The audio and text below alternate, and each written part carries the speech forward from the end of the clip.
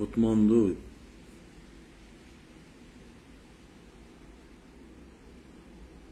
Kutmandu gün tuğanlar, assalamu aleykum tuğanlar. Efirde bölüşüp keteriz. Ündü aytып koysalar, ün kандай? Жақсы чыгат абы үнүм? Эфирде айтып коюңуздар, ün кандай чыгат? Ün жақсы элеби?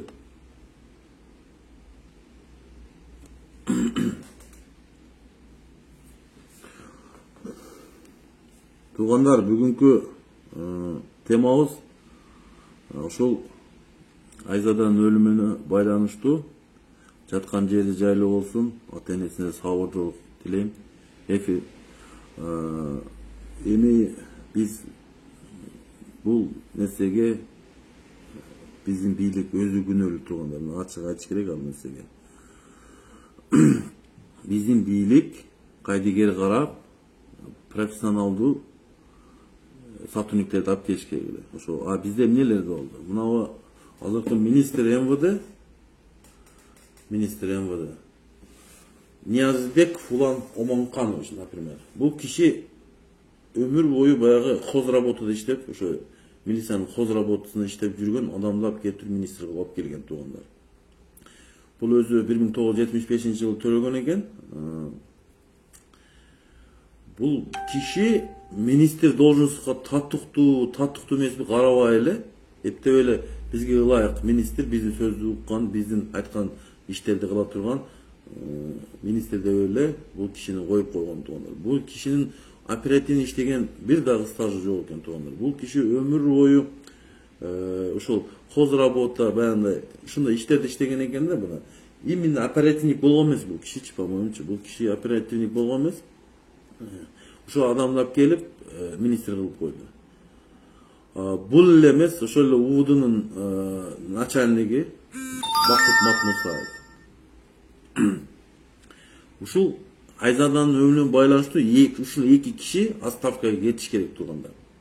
Мына мен ошол бүгүн Бишкектеги митингди көрдүм. Бишкектеги митингди көрүп, эфирде көрүшөсүңүздөр. Бишкектеги митингди көрүп, мен аябай мындай кайдыгер карабаган жарандарыбыз бар экен. Ушул жок дегенде ушул Айзаданын өлүмүн, мына Айзаданын өлүмү мисалычы, канча деген аял заты, ушул аял заттар жөнүндө айтып кетейин, ошол аял заттарды биз коргошто үйрөнүш керекпиз. Эркек жигиттер, кыргыздын намуздуу жигиттери болуп. Себеби мына өзүңүздөр көрдүңүздөр, ошол алып качып аткан жерде, ошол жерде видеого түшүп калыптыр тугандар. Ошол жерде кайдыгер карап турган эркектер, аял кишилер. Ошону биз Айзаданын жашоосуна мындай айтканда сактап калсак болмок да, Айзаданын өмүрүнчү. Айзаданын өмүрүн сактап калсак болмок. Биздин кайдыгерчиликтен ушул акыбалга келип, акыры эмне болду? Менен бүттү. Айзаданын өлүмү менен бүттү тугандар. Бул нерсеге бир эле биздин бийлик эмес тугандар. Баардык кыргыз эли кайдыгерчилигинен биз да күнөөлүү биринчиден. Экинчиден, буга Садыр Жапаровдун да салымы чоң тугандар. Садыр Жапаровдун салымы чоң деген себеби тугандар. Профессионалдуу эмес, өз ишин билбеген, хозработада иштеп жүргөн адамдарды алып келип койгондугу бул Садыр Жапаровдун кемчилиги тугандар. Кадр саясатын билбейт тандашта. Кадр саясатын билбей туруп, ошого окшогон хозработада иштеп жүргөн, өмүр бою хозработада иштеп жүргөн Улан Ниязбеков деген. Ошондо министрди коюп, бул адамга полковник эле генерал намды берип, кайсы эрдигине берген, мен буну биле албайм тугандар. Бир эле буга генерал нам бербей, өзүнүн досуна Ташиевке берип, адан аз келген Жапыкеевке генерал намын берип. Эми тугандар, мен айтарым дегеним тугандар. Булар Садыр Жапаровдун күнөөсүнүн себебин айтып кетейин. Бул киши 2000ге жакын түрмөдө отурган, Кудайдан жол качкан, арамкор, мындай айтканда баш кесер зектерди түрмөдөн кое берген. Ал жөнүндө биз информация билбейбиз тугандар. Мен ошону элге жеткизип кетейин деп айтып атам. Ошол жерде бул помилование берип, канча деген кишилерге помилование берип тургандар. Ошо түрмөдө өзү менен отурган, өзү да түрмөдө отурган жанындагы зектердин көбүн кое берген. Ошон үчүн мен ушул Садыр Жапаровдун ушул Айзаданын өлүмүнө бунун да күнөөсү чоң. Бул Садыр Жапаров ошол 2000ге жакын адамды түрмөдөн кое бергендин, ошол адамдардын списигин ушул малга чейин эч ким билбейт турганда. Мага ошо бирөө жарым айталар, ушул адамдарды кое берген, ушул статья менен соттолгон, жалаң оор кылмыш менен соттолгон адамдарды кое берген турганда. 2-3 жол отурган, рецидивист адамдарды кое берген. Ошого биз кайдыгер карап туруп бергенибиз, биз элде да күнөө тургандар. Ошон үчүн мен кыргыз элине кайрылып кетет элем. Айзадага окшогон карындашыбыз болот, эжебиз болот. Ушу эжелерибизди, карындаштарыбызды, апаларыбызды сыйлап, намыз болсо ошолорду коргоп, мындай айтканда, бирөөгө тийгизбей кайтаралы тургандар. Биз мына көрүп атабыз. Биздин бийлик алсыздыгынан, биздин бийлигибиздин мына системасындагы МВД структурасы алсыздыгынан ошого окшогон кылмышкерлер кылмышын жасап, биздин айдай чүчүрөктөй кыздарыбыз мына акыры эмне менен бүттү? Өлүм менен бүттү. Ушундай адамдардан айрылды. Эми бул өтө трагедия тургандар. Мындай кайдыгер карабашыбыз керек. Мындай трагедиядан тургандар. Себеби буга окшогон трагедиялар ошол эле Жээнбековдун маалында болгон. Бул Өскөл областында болсо эле атын унутуп атам.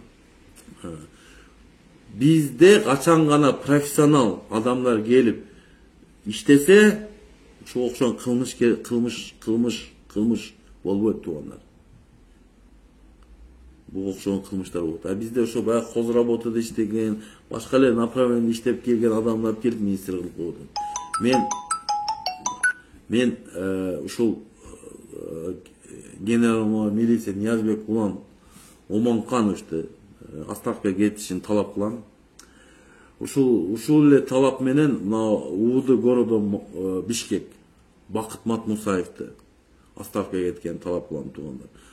Анан көп адамдарга выговор, ушул азыркы мыйзамсыз президент выговор берсе жакшы. Анан өзүм элге дагы кеңири маалымат таратып кетейин. Садыр Абанын мыйзамсыз чыгарган зектеринин пайдасы тургандар.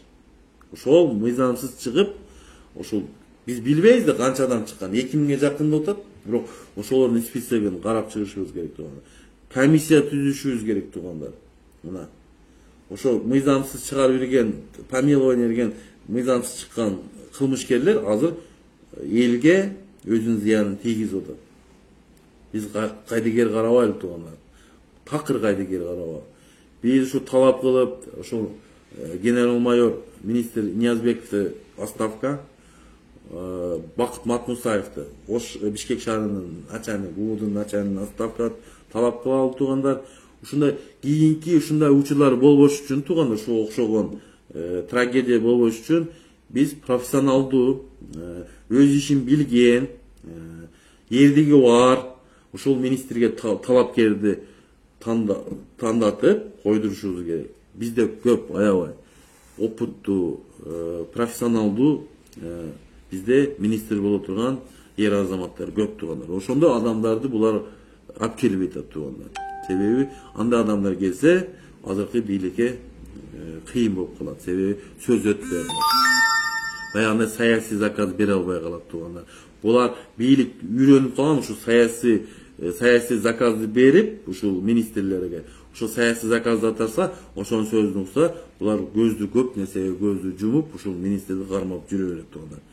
Ушул кыргыз элине кайрылып, ушул Ниязбек улан Омонкановичти отставкага, министр внутренних дел отставкага талап кылабыз.